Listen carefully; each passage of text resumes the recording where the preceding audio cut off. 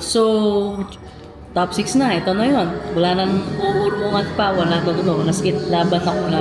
Pero, yung pakiramdam na since round 1, magkakasama na kami. Siyempre, yung mga happy memories, mamimiss ko talaga. Yung sabay-sabay yung kakain, sabay-sabay kayong magre-rehearse, yung mga kulitan.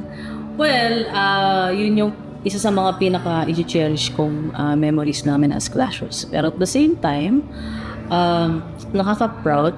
Siyempre, iba din yung naging struggle namin from the first round, from the callback. Ayan, sabi natin callback hanggang sa pinaka-wali round bago mag top 6. Talagang hindi po biro yung mga pinagdaanan namin. Lalo na ako, hindi biro pinagdaanan ko kasi I remember nung time na callback, na-stranded pa ako dito sa Manila and then akala ko hindi na magtutuloy. So inisip ko paano yung lahat ng mga expenses, paano yung mga preparations. Siyempre hindi naman biro yung oras na binuwis namin. Pero God is good pa rin. Itinuloy niya lahat-lahat hanggang sa huli. At ito na tayo ngayon. Okay, so if ever na ako ang tatanghaling grand champion, syempre, aside kay God, super napasalamatan ko siya eh. Talagang iba yung plano niya pag si Lord na ang pumalaw.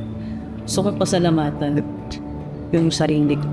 Kasi, alam ko sa sarili ko before, wala eh. Talagang almost pabitaw na ako nun sa singing or sa music life ko kasi because of my mental health, talagang nahihirapan akong i-manage yung sarili ko. Sabi ko, ano ba, para sa akin pa ba to or hindi na or iba na yung patutunguhan ko. So, humingi ako ng sign kay God kung para sa akin pa to. Until, nag-email sa akin ang The Clash at yun nga, callback. So, inilabot. Yun ang isa sa mga pinakasalamatan ko sa sarili ko na di ako sumuko, nilakasan ko lang yung loob ko hanggang sa huli. Nagdasal lang ako at yun lang yung naging susi ko para makaabot ako dito sa